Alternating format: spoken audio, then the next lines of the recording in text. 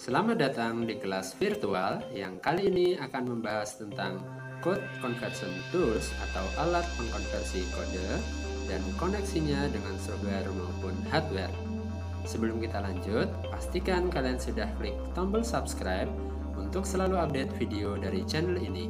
Bagikan juga video ini dengan teman-temanmu. Dan jangan lupa juga untuk like dan komen ya.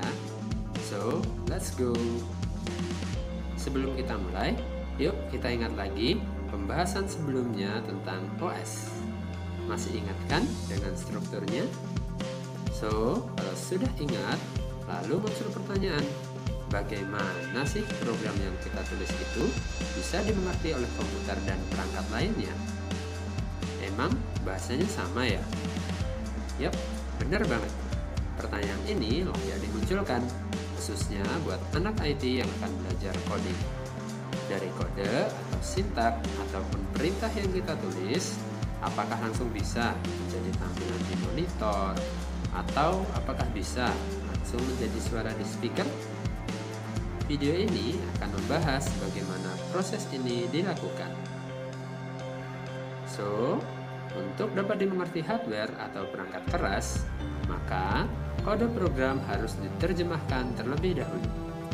Ada 4 jenis alat penerjemah kode, yaitu translator, compiler, interpreter, dan assembler. Kode program atau sintak yang kita tulis sebagian besar termasuk dalam bahasa tingkat tinggi yang hanya dimengerti oleh manusia. Bahasa ini kemudian diterjemahkan agar dapat dikirim dan dipahami oleh perangkat keras atau hardware. Lalu, apa sih bedanya 4 jenis penerjemah tersebut? Oke, kita bahas satu persatu ya. Yang pertama, translator. Translator adalah sebutan yang paling umum. Semua yang menerjemahkan bahasa tingkat tinggi menjadi bahasa dengan level yang sama atau lebih rendah dapat disebut sebagai translator. Sedangkan compiler adalah penerjemah bahasa tingkat tinggi menjadi bahasa mesin dalam satu sesi. Artinya, keseluruhan program harus lengkap dan akan diterjemahkan bersama ke dalam satu paket. Berbeda dengan compiler yang menerjemahkan kode program secara utuh dalam satu sesi sekaligus, interpreter dapat menerjemahkan kode program tunggal tanpa harus menunggu program tersebut jadi secara lengkap atau utuh. Jenis yang terakhir adalah assembler. Translator tool ini menerjemahkan bahasa assembler ke dalam bahasa mesin. Bahasa assembler adalah bahasa tingkat rendah yang kurang bisa dipahami manusia karena masih berupa kode perakitan.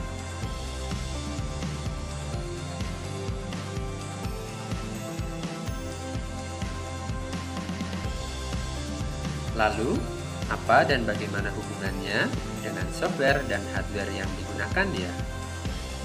Adakah software yang dapat melakukan kompilasi dan di saat bersamaan juga menginterpretasi kode? Yap, pastinya ada dong. Sebagai contoh, program Java yang dapat menghasilkan program dengan melakukan kompilasi dan interpretasi.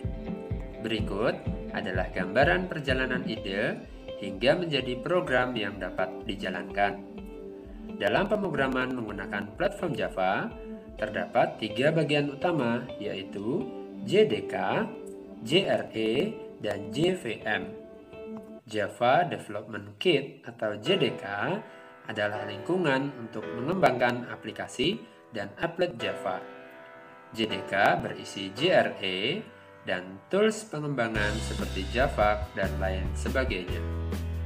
JDK juga berisi private JVM dan beberapa sumber daya lain seperti interpreter atau loader, compiler, pengarsip, dan generator dokumentasi.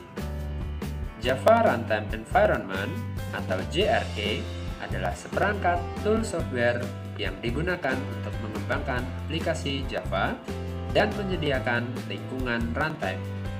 JRE berisi kumpulan library dan file lainnya yang digunakan JVM saat runtime.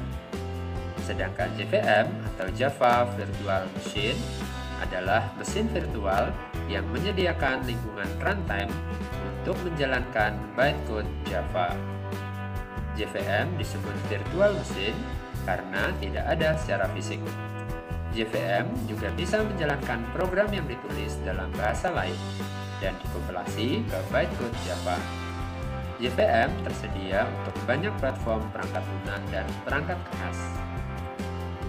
Nah, setelah dapat dimengerti oleh mesin, lalu bagaimana agar dapat terhubung dengan hardware atau perangkat keras? Agar dapat terhubung ke perangkat keras, maka sistem operasilah yang akan menjadi jembatan penghubungnya. Sistem operasi memiliki komponen utama bernama kernel dan shell. Kernel adalah bagian terdalam dan shell adalah bagian paling luar dari operating system. Sebagai gambaran, berikut adalah gambaran hubungan ke hardware. Kernel bertugas menjalankan proses dan menangani interupsi. Ketika suatu proses membuat permintaan kernel, yaitu panggilan sistem atau system call, maka kernel akan mengalokasikan permintaan untuk melakukan koneksi ke perangkat yang sesuai dan menyediakan metode yang tepat.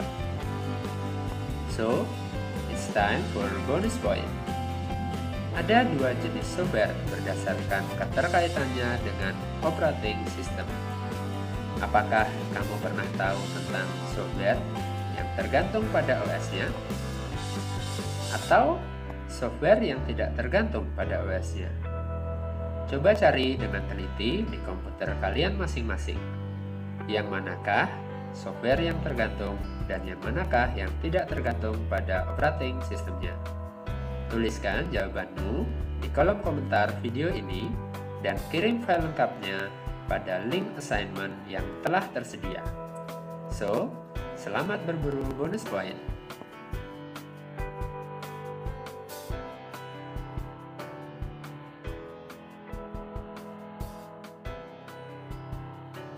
Terima kasih sudah menonton video ini. Tetap update channel ini dengan subscribe, like, share, dan komen di kolom komentar. So, see you!